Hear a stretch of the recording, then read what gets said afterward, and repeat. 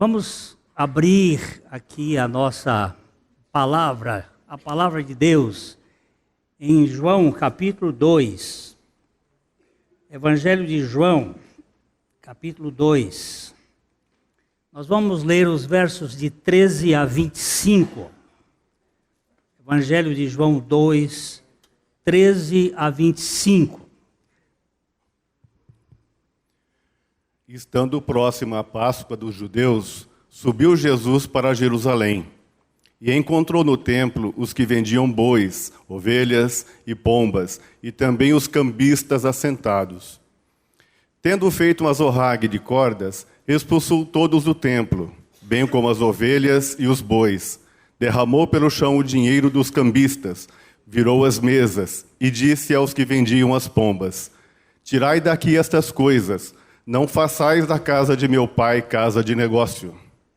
Lembraram-se os seus discípulos de que está escrito: O zelo da tua casa me consumirá. Perguntaram-lhe, pois, os judeus: Que sinal nos mostras para fazeres estas coisas? Jesus lhes respondeu: Destruí este santuário e em 3 dias o reconstruirei. Replicaram os judeus: Em 46 anos foi edificado este santuário, e tu, em 3 dias, o levantarás? Ele, porém, se referia ao santuário do seu corpo. Quando, pois, Jesus ressuscitou dentre os mortos, lembraram-se os seus discípulos de que ele dissera isto, e creram na Escritura e na palavra de Jesus. 23 a 25.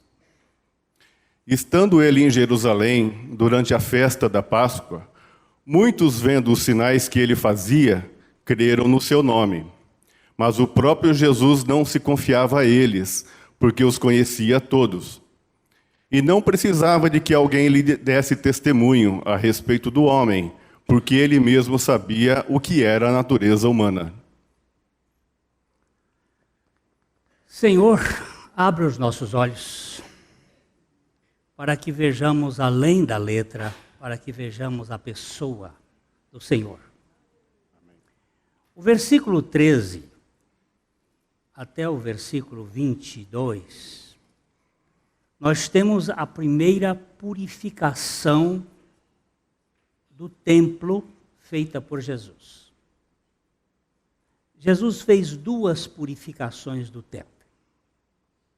A primeira, que é registrada apenas por João. E a segunda, que é registrada pelos sinóticos, Mateus, Marcos e Lucas. A primeira purificação,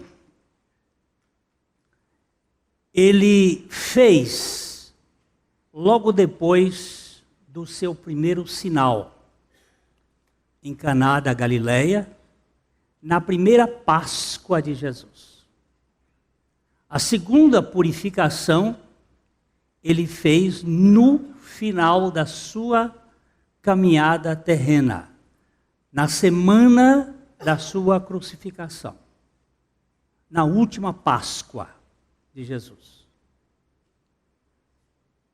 Estas 2 purificações do templo tinham a ver com o que havia acontecido dentro da religião judaica. O povo de Israel havia se dividido no reino de Roboão, filho de Salomão. 2 tribos ficaram no sul, e 10 tribos ficaram no norte, e houve uma secção. Com a morte de Salomão, houve uma espécie de invasão, de prostituição espiritual. Toda a gama de idolatria entrou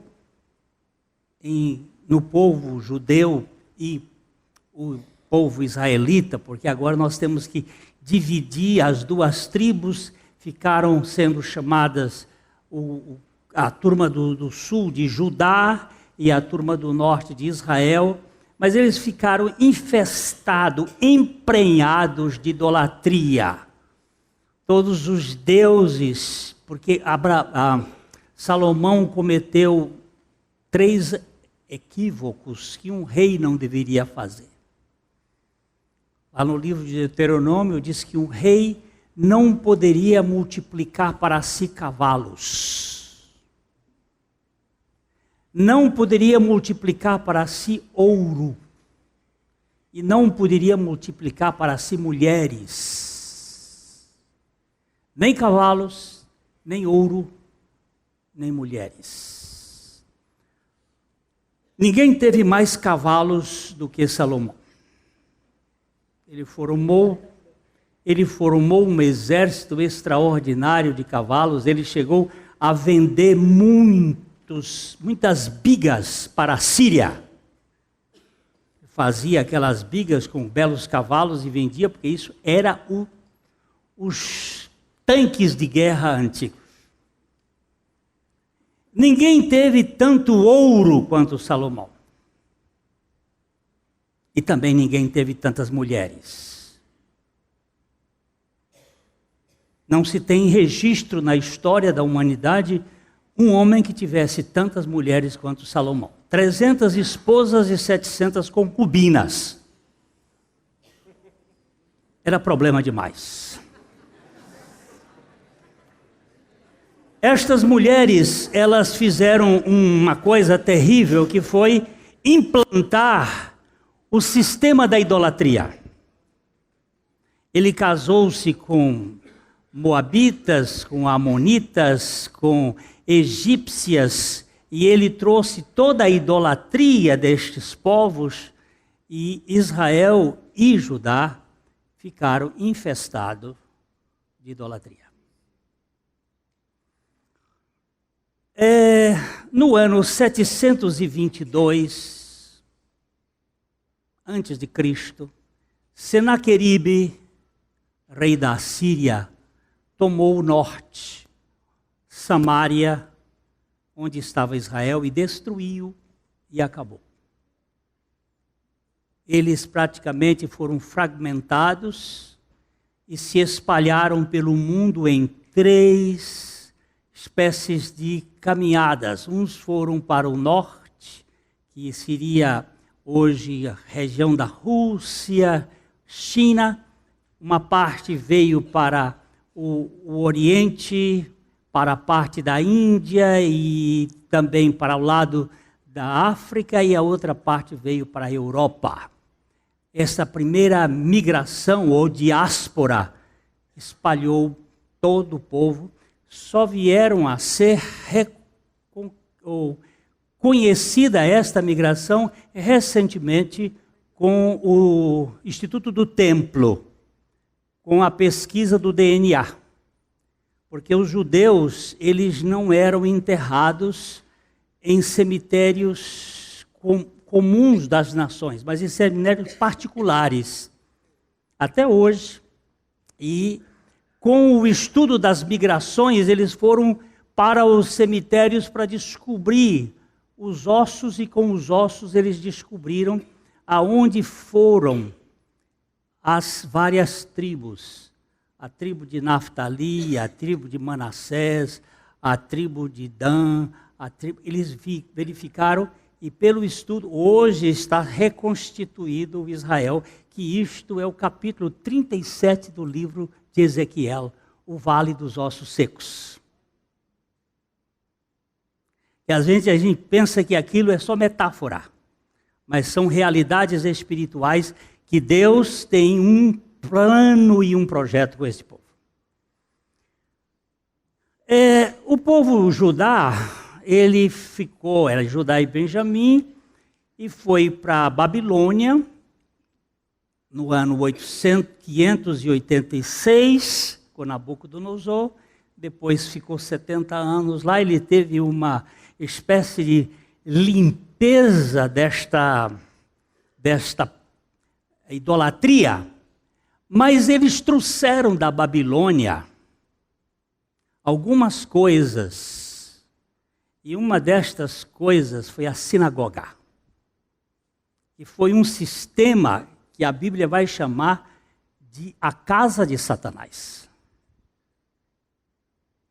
que é o sistema do humanismo, porque Satanás, ele é o técnico do homem, do humanismo. Quando Pedro disse que Jesus não iria para a cruz, chamando Jesus à parte, Jesus disse: arreda-te, Satanás, porque não cogitas das coisas de Deus, mas das coisas do homem. E esta primeira purificação tem a ver com este comércio babilônico da religião. Que Jesus vai de frente, levantando o azorrague e quebrando os ritualismos e os processos que eram feitos de uma religião que visava apenas o dinheiro. O Barba está nesse projeto, que é muito interessante, sobre a questão do dinheiro. É o único ser que tem uma identidade divina. Jesus disse que não se pode servir a Deus e a Mamon. E ele deu a Mamon uma personalidade à semelhança de Deus, porque ele exerce poder sobre as pessoas e dominação. E faz com que a pessoa acabe sendo serva do dinheiro ou adoradora ao dinheiro. E esta primeira purificação tem a ver com a realidade espiritual com que o povo de Israel estava vivendo. Você vê que ele diz que estava próxima a festa da Páscoa. Esta luz verde eu ganhei hoje, veio diretamente do Vaticano.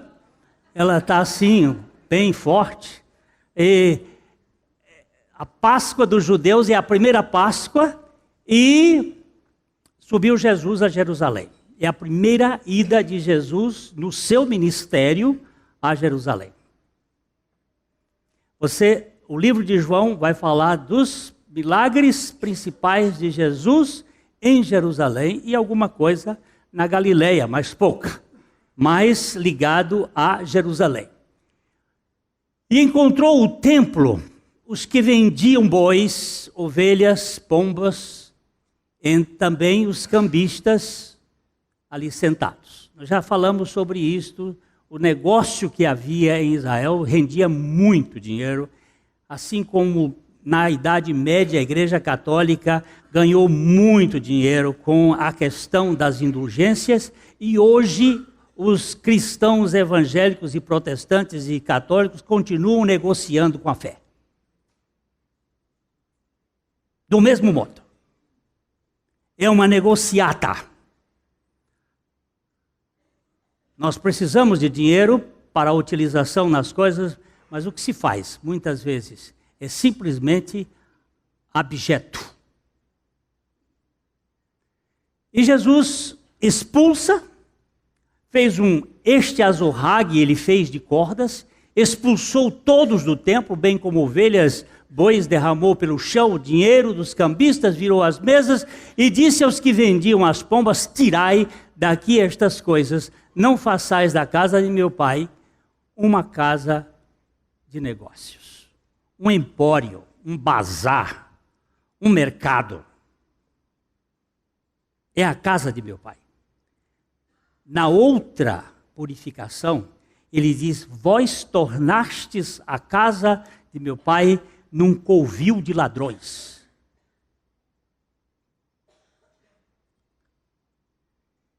E o Senhor Jesus foi muito forte. Nesse meio tempo, eles perguntaram-lhe, pois, os judeus: que sinal nos mostras para fazeres essas coisas? E este livro é o livro dos 7 sinais. Eles estão querendo um sinal. Uma geração adúltera e perversa pede ao Senhor um sinal. Jesus, lá no livro de Mateus, disse que nenhum sinal lhe seria dado senão o sinal do profeta Jonas. Porque assim como Jonas esteve em 3 dias no ventre da terra, que o Filho do Homem estaria também em 3 dias no ventre da terra. Aliás, o contrário, como Jonas esteve em 3 dias no ventre do peixe, ele estaria no ventre da terra durante esse tempo, esse período, falando da sua morte e da sua ressurreição. Que é o sinal que nós vamos ter que entendê-lo dentro do Evangelho de João. Aí ele diz, Jesus lhes respondeu, destruí este santuário e em 3 dias eu reconstruirei. E eles ficaram muito admirados porque aquele templo que já era o segundo templo, que o primeiro templo foi feito por Salomão, nós falamos da vez passada que era um templo de bilhões de dólares, muito mais dinheiro do que a JBS gastou, era bilhões de dólares, e ele foi construído, teve a destruição lá no tempo de Nabucodonosor, e ele tinha sido reconstruído por Esdras, Neemias, reconstruído por Zorobabel, e agora ele tinha entrado em decadência, porque depois de 300 anos nenhuma obra suporta a lei da entropia, ela vai envelhecendo.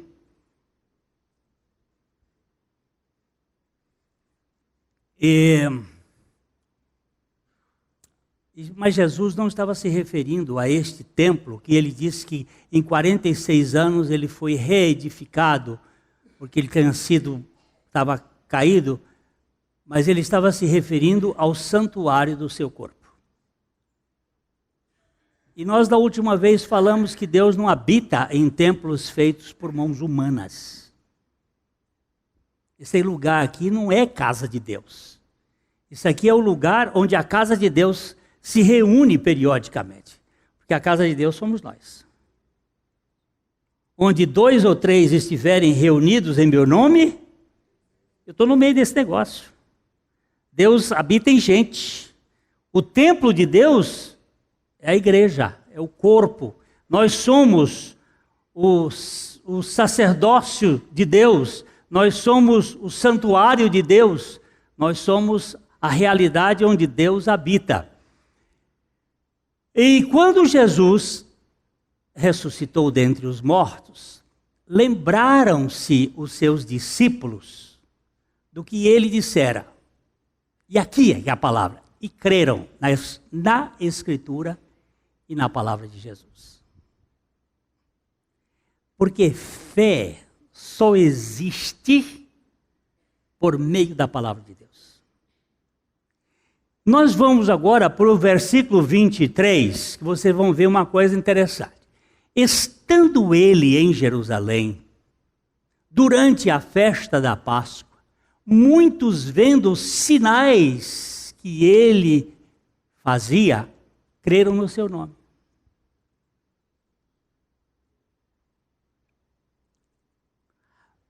Pero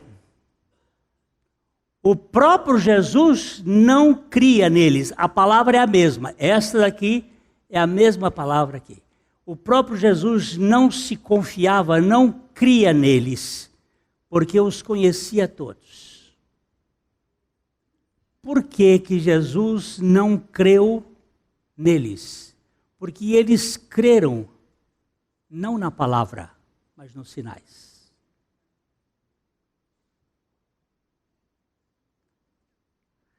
Gente, você precisa observar. Volta para o verso 22. Vamos voltar para o verso 22. Quando, pois, Jesus ressuscitou dentre os mortos, lembraram-se os discípulos de que ele dissera isto. Crerão na Escritura e na palavra de Jesus. Todas as vezes que você e eu precisarmos de um sinal para crer, nós saímos do terreno da fé e entramos no terreno da ciência.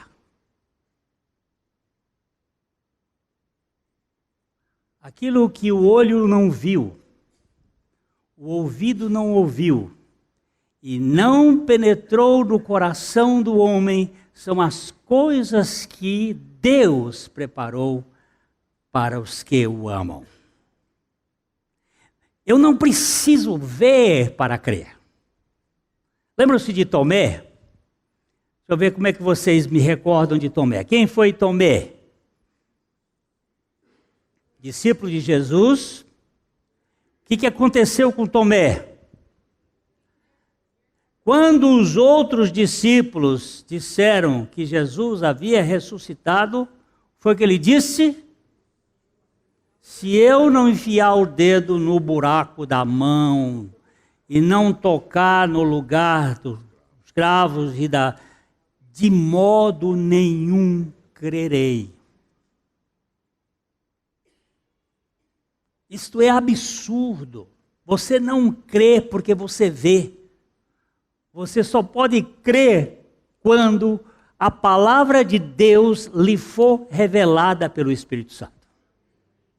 Caso contrário, você não vai crer. Você pode ter até acreditar, mas não crerá. A fé vem da palavra, assim como a visibilidade vem da luz. Sem luz solar, eu não posso ver o sol.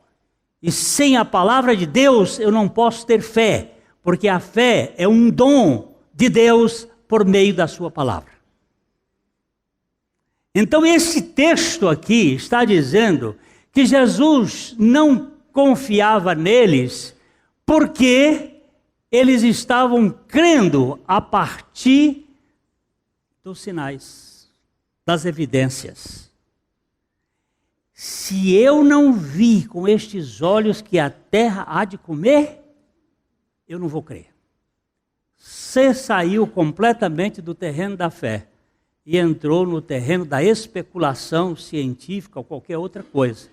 Não é fé. Eu volto a dizer que é uma das pessoas que eu tiro o chapéu na Bíblia, chama-se Maria, a mãe de Jesus.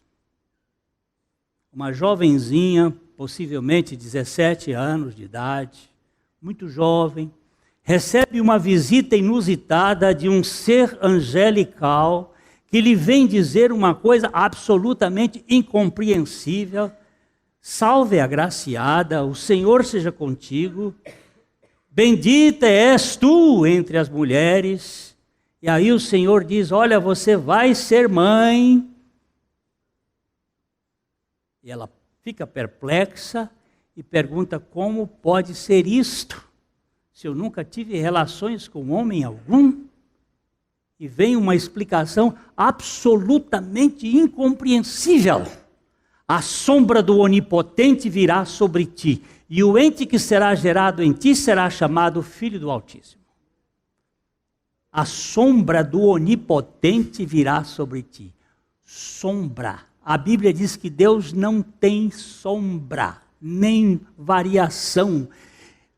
É uma figura extremamente complexa, porque Deus é luz e não há nele nenhuma treva, nenhuma sombra. Mas Maria não foi discutir teologia. Ela simplesmente curvou a sua cabeça e diz aqui: eis aqui a serva do Senhor, cumpra-se em mim segundo a tua palavra. Isto é fé. Ela não disse: eu preciso arrepiar, eu preciso sentir, eu preciso constatar, nada disso. Ela disse: aqui está. Porque fé é crença, apesar das evidências. Vamos dar uma olhadinha em Isaías 50, os versos 11 e 12. Isaías.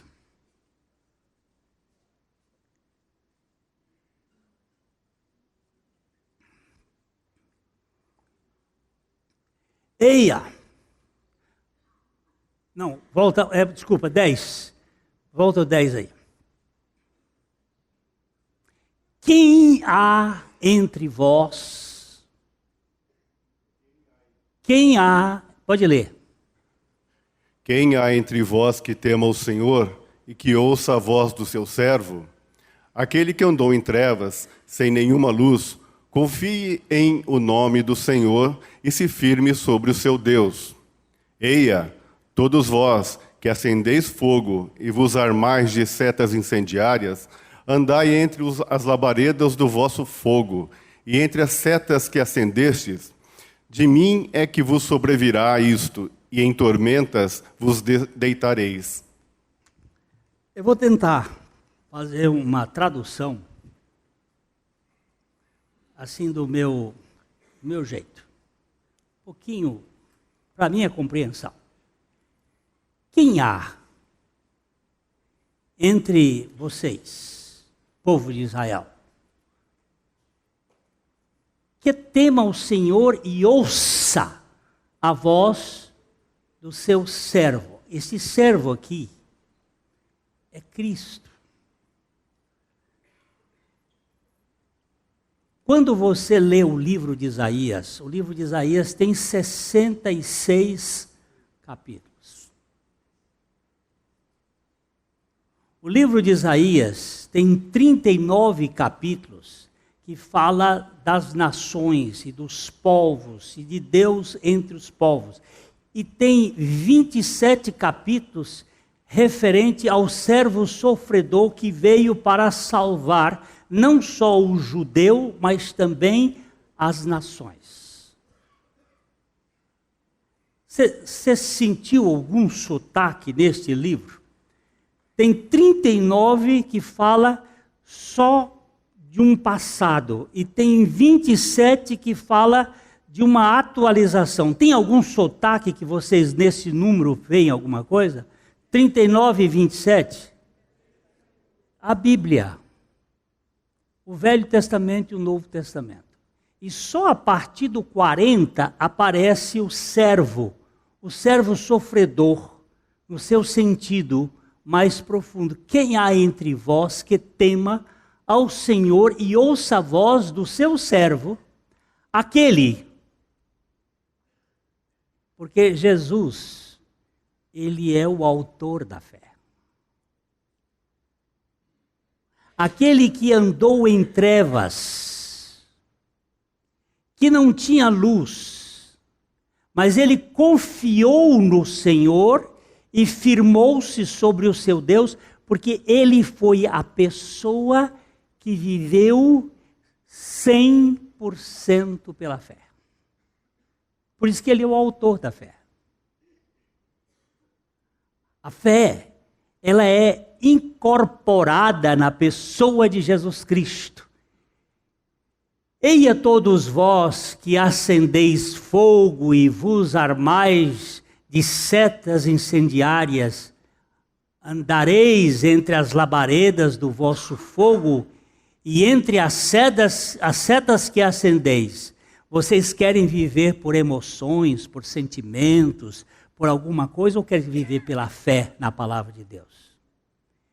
Se vocês viverem por estes sentimentos, tentando buscar solução, vocês vão viver nas labaredas do fogo e vocês vão viver em tormentas.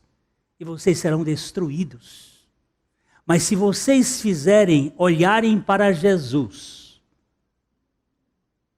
o autor e o consumador da fé. Vamos dar uma olhadinha nesse texto de Hebreus, capítulo 12, versos de 1 a 4, Hebreus 12, de 1 a 4, que é ele que você e eu precisamos para sermos corrigidos desse problema que é tão comum, que é a questão dos sentimentos no lugar da fé.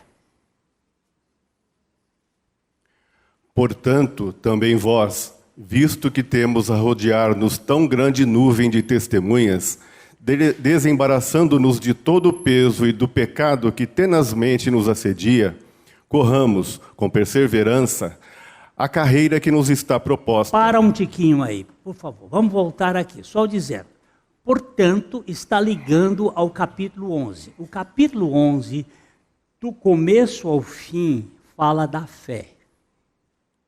Vamos pegar o versículo 1 do capítulo 11, por favor aí, Pati, caça aí, capítulo 11, e nós vamos só dar uma olhadinha que esse capítulo 11, ele é o capítulo da fé. Ora, a fé. Ora, a fé é a certeza das coisas que se esperam, a convicção de fatos que se não veem. Depois ele vai dizer que foi pela fé. Pois pela fé os antigos obtiveram um bom testemunho. Pela fé entendemos que foi o universo formado pela palavra de Deus, de maneira que o visível veio a existir das coisas que não aparecem. E todo este capítulo, começando com Abel, passando por Enoque, por Noé, depois passa por toda a turma do Velho Testamento, Abraão, Isaac, Jacó, entra lá, vem até os últimos dos profetas, falando de fé. De fé.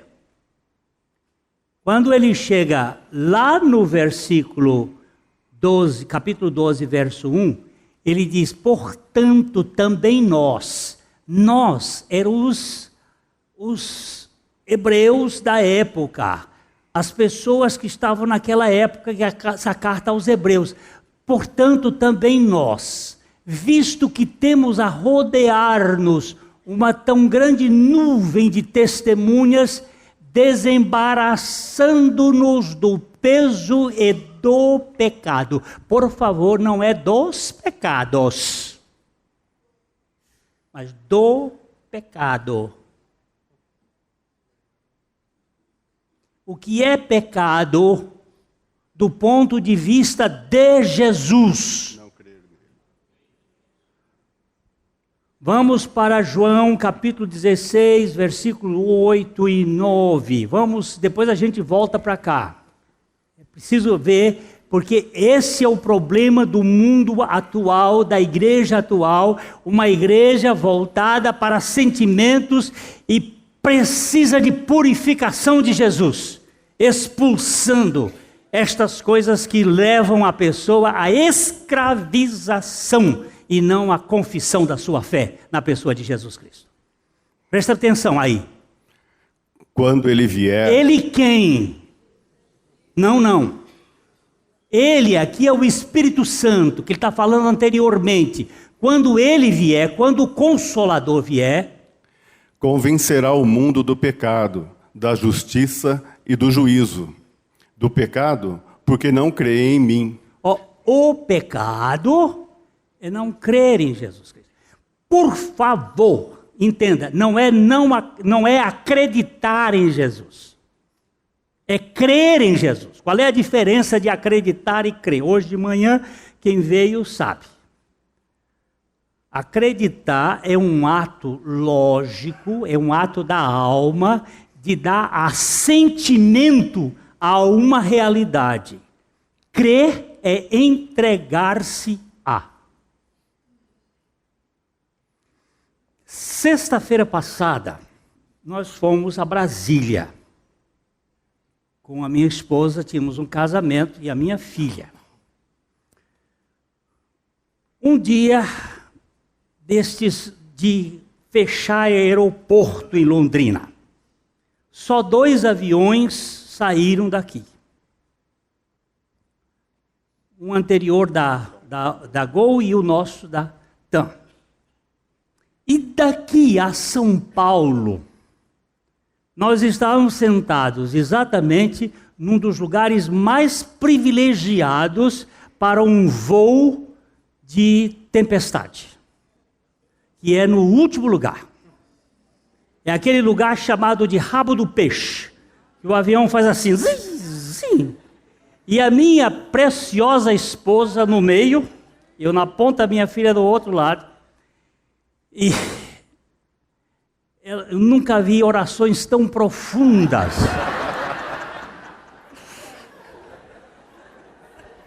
Porque daqui a São Paulo, nós fomos debaixo de turbulência permanente desse voo. Muita turbulência. E aquilo era jogo e jogo, Confiar é uma antítese da ansiedade. Porque a ansiedade me coloca no controle. Eu não sou piloto. A minha esposa diz que houve uma hora que eu também respirei profundo. Diz ela, eu não me lembro. Mas, quando você confia, o manche não está nas suas mãos. E quem está pilotando, no caso da fé, é aquele que ainda que a figueira não floresça, ainda que não haja fruto da vide, o produto da oliveira minta, nos currais não há gado, as ovelhas foram arrebatadas da malhada, não tem nada, mas tem tudo. Eu me alegrarei no Senhor e exaltarei no Deus da minha salvação. Amém. Eu tenho um Deus que está ali. É a história da menininha, em que o navio estava açoitado por uma tempestade e ela brincava no balanço, e brincava, e uma senhora disse, menina, você não está com medo? Eu não. Por que você não está com medo? Porque a gente fica horrorizado como é que as pessoas não têm medo. Ela disse, porque meu pai é o capitão do navio. Para ela, na sua simplicidade, o seu pai era o super-herói. A gente sabe que não é, mas para Deus, crer, queridos, não é acreditar. Crer é entregar-se a aquele que tem o comando e que vai sustentar. Ele disse, isso aqui nós estamos do pecado, agora vamos voltar aqui. Nós temos que desembaraçar-nos do peso e do pecado. O peso, quem traz peso é religião. Vinde a mim todos vós que estáis cansados e sobrecarregados. Não tem coisa que pese mais do que religião. Cobrando, exigindo. Peso. Você tem que fazer. Você não consegue. O peso e o pecado que tenazmente nos assedia. Corramos com perseverança a carreira que nos está proposta. Agora veja o verbo, o quê? Olhando firmemente para o autor e consumador da fé, Jesus, o qual em troca da alegria que lhe estava proposta, suportou a cruz, não fazendo caso da ignomínia, e está assentado à destra do trono de Deus. Por favor. Jesus não creu nos homens, por quê? Por quê? Porque eles estavam olhando para os sinais e não estavam orando para aquele que é o sinal.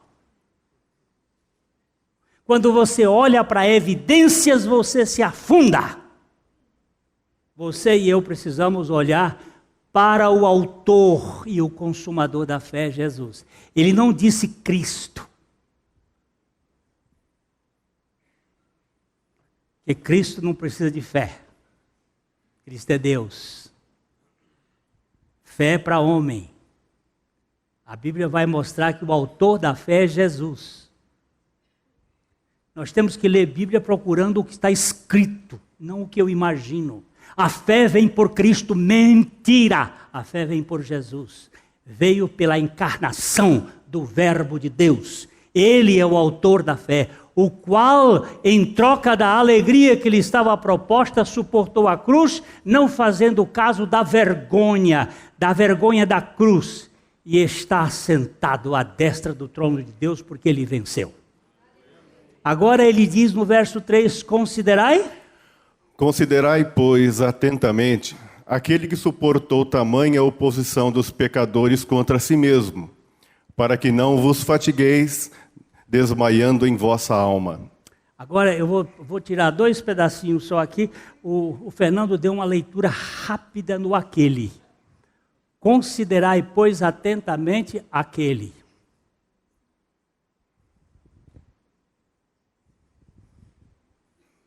Considerai, pois, atentamente aquele.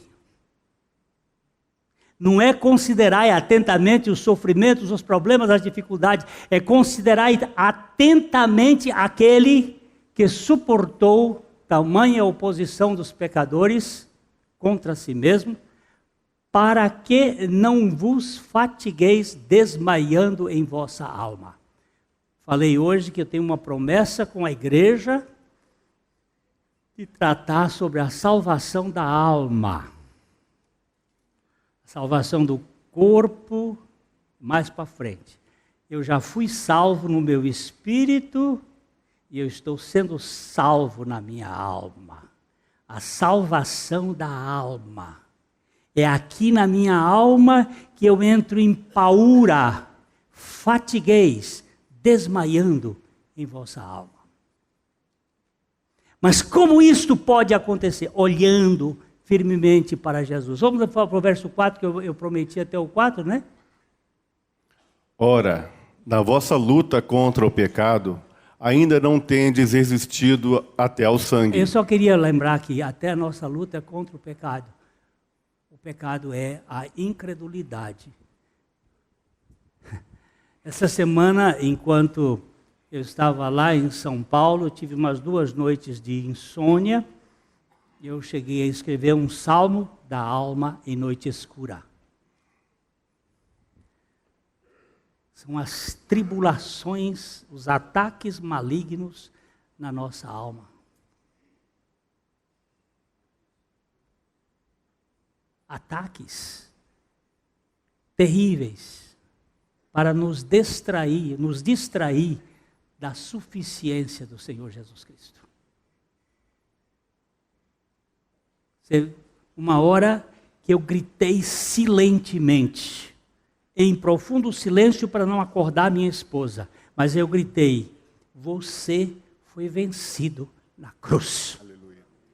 Foi um grito ensurdecedor no minha alma. Ninguém escutou, mas eu escutei profundamente a saída dele. Naquela madrugada. Olhando firmemente, vamos voltar para o texto que eu quero terminar agora, queridos.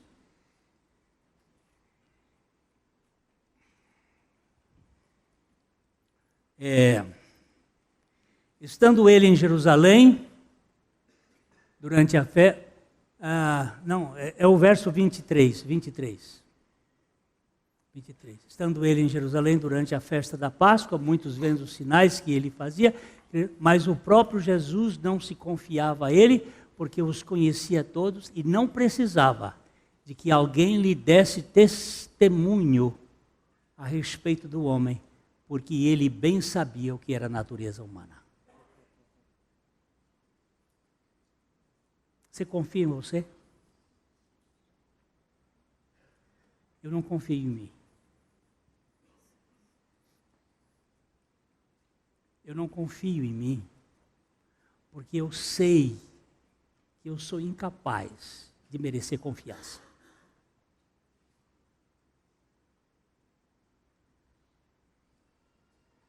Eu tenho que olhar para Jesus. A natureza humana, ela não é perversa. Ela é desesperadamente perversa. Mas a natureza desesperadamente perversa não é dos senadores da República, dos deputados e dos membros do governo. Essa natureza perversa é a minha.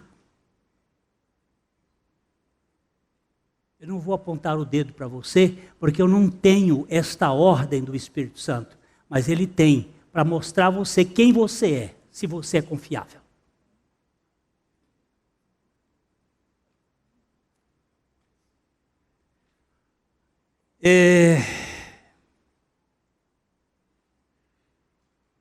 Preciso terminar aqui. Eu acabo já, posso prometer. Jesus sabia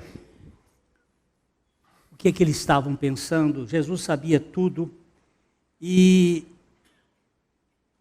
é por isso que nós necessitamos ser provados. O cristão precisa ser provado para ser aprovado. Sem prova na nossa vida, nós não vamos ser aprovados. A primeira prova, eu vou ser rápido para terminar, a primeira prova é a prova do silêncio de Deus. É a prova da fé na palavra de Deus. Muitas vezes Deus não fala, Ele já falou. Quando Ele falou para Abraão, 75 anos tinha Abraão, e Deus disse, você vai ser pai. E os anos se passaram, e ele trabalhou muito com Sara para fazer esse filho, e não vinha filho. Aí eles foram para o Egito, lá no Egito, eles trouxeram uma escrava. Dessa escrava, Sara resolveu ajudar Abraão a cumprir a palavra de Deus. Diz, olha, eu não tenho filho porque eu sou estéril, mas toma a minha serva e você vai copular com ela e você vai gerar um filho. E aí nós colocamos Deus. A promessa que ele fez vai se cumprir e ele vai ficar bem no retrato. Do dia que o menino nasceu, até o dia que Deus resolveu falar com Abraão, porque Abraão já estava na impossibilidade total, levaram-se 13 anos de silêncio. Foi o tempo que Deus trabalhou com a fé de Abraão. Você às vezes está passando por algumas dificuldades. Fica calmo. Olha para o Senhor. Espera no Senhor. É o tempo do silêncio de Deus. O silêncio de Deus gera a paciência.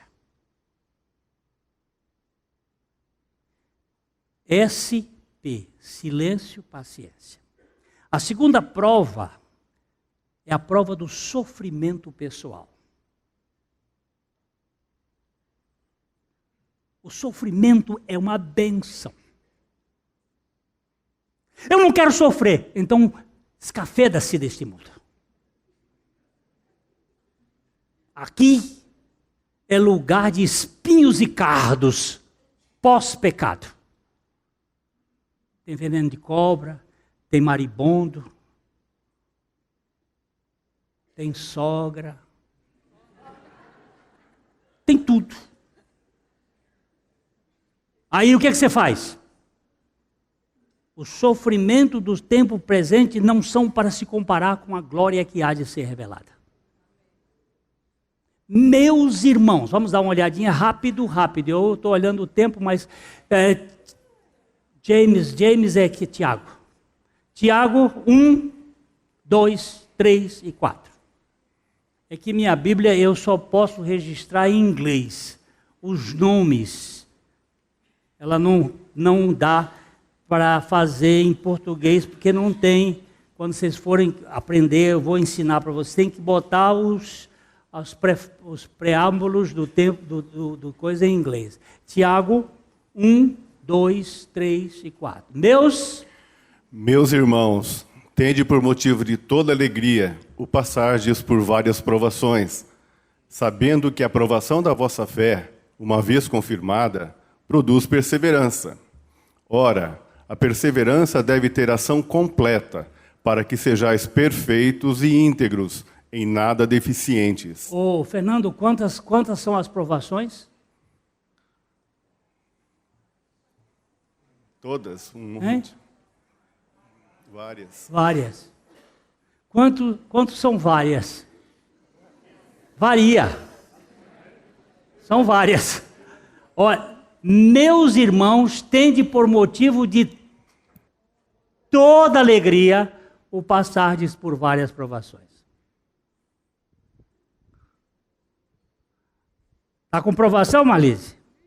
Vixe! O que você tem que fazer agora, moça? Olhar para o autor e consumador da fé e fazer o quê? Fazer festa, minha filha. motivo de toda alegria. Mas isso é impossível. Para nós é. Mas ele é que financia a festa. Sabendo que a aprovação da vossa fé, uma vez confirmada, produz a perseverança. Sofrimento vai gerar perseverança. Silêncio de Deus gera paciência. Sofrimento gera perseverança. Agora, eu vou rapidinho. Supressão das atividades. É uma outra prova. Deus tira aquilo que você tinha e bota você num lugar que você não gostaria de estar. Supressão das atividades. Ele pegou José, tirou José da casa do pai. Não foram os irmãos de José que tiraram José, que venderam José. Não, senhores. Foi Deus. Deus tirou, levou ele para a masmorra, levou ele para a cadeia, ficou 13 anos fora da mídia, no esconderijo, na cafua, no buraco, na ausência. Mas foi o melhor tempo da vida de José. Lá no capítulo 50, quando os irmãos, com medo de vingança, depois da morte do pai, chegaram para ele e disseram: e agora o que você vai fazer conosco? Ele disse: meus irmãos. Vamos ver o versículo 20 e 21 de Gênesis 50 só. Time, você é perverso. Esse tal Crono, ô Deus maldito. Esse Cronos. Vamos ver. Vós, na verdade, intentastes o mal contra mim, porém Deus o tornou em bem, para fazer, como vedes agora, que se conserve muita gente em vida. Não temais, pois, eu vos sustentarei a vós outros e a vossos filhos. Assim os consolou e lhes falou ao coração. Vocês estão pensando que foi vocês que fizeram? Não, Deus transformou tudo isso em bênção. Ele tira e nos deixa na dependência dele. E por fim, a prova do sucesso. A prova do silêncio, a prova do sofrimento, a prova da supressão e a prova do sucesso. Essa é a pior. A prova do sucesso. Tudo deu certo. Tudo deu certo. Oh, Deus está me abençoando. Olha, cuidado. Aqui é que a gente escorrega. Só tem um exemplo lindo. Foi o de Daniel. Esse moço dependeu de Deus em tudo. Nunca quis ser mais do que Deus havia feito dele. Eu volto lá para o texto só para lembrar aqui. João 2, 25, é que ele diz aí: e não precisava de que alguém lhe desse testemunho a respeito do homem, porque ele bem sabia o que era a natureza humana. Sobe um tiquinho para o 3, sobra um pouquinho. 3, capítulo 3. Havia entre os fariseus um homem chamado Nicodemos, um dos principais dos judeus. Este de noite foi ter com Jesus e lhe disse: Rabi, sabemos que és mestre vindo da parte de Deus, porque ninguém pode fazer estes sinais que tu fazes se Deus não estiver com ele. Aqui nós vamos começar a estudar o sinal dos sinais. O Nicodemos, um religioso, estava atrás de sinal também. E eu quero trazer à consciência de você um sinal, o sinal dos cravos. Onde é que está? Na sua vida. Paulo disse: eu trago no meu corpo os sinais de Cristo. Esses são os sinais. Você já nasceu de novo, meu irmão? Não estou perguntando se você foi batizado ou pertence a uma igreja. Você já nasceu de novo? Ou você ainda é um religioso que vive na base da sua autoconfiança? Da sua meritocracia? Dos seus valores? Você fica zangado quando as coisas não dão certo?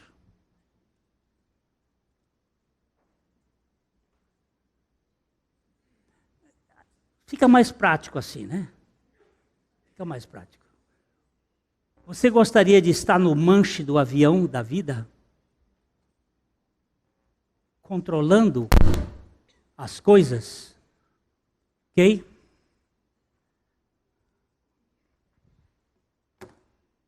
João colocou o pingo no i. Aqui está o problema nosso. Que sinal você quer? Que Deus tenha misericórdia de nós. A Livraria PIB Londrina procura selecionar cuidadosamente seus títulos e autores a fim de oferecer um conteúdo alinhado com o Evangelho de Jesus Cristo. Bíblias, livros de teologia, devocionais, literatura infantil, biografias, comentários bíblicos e muito mais. Dispomos também de um acervo de CDs e DVDs das mais de 5.000 mensagens ministradas na Primeira Igreja Batista em Londrina. Visite a Livraria PIB Londrina e conheça ainda mais. Livraria PIB Londrina, de segunda a sexta, das 13h30 às 18h. Endereço na Avenida Paraná, 76A, próximo ao Calçadão, bem no centro de Londrina. Ligue para 3372-8921 ou acesse o site www.livrariapiblondrina.com.br.